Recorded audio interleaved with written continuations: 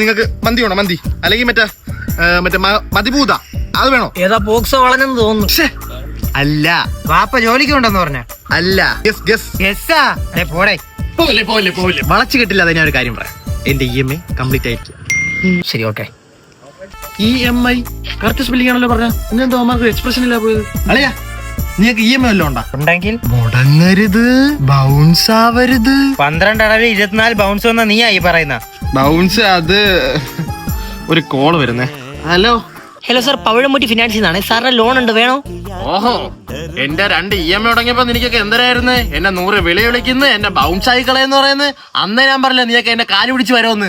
Every dogs R A one day. നമ്മൾ സജീവ് സിബിലിൽ പോയി എന്താ സാധനം കൊടുക്കാത്ത?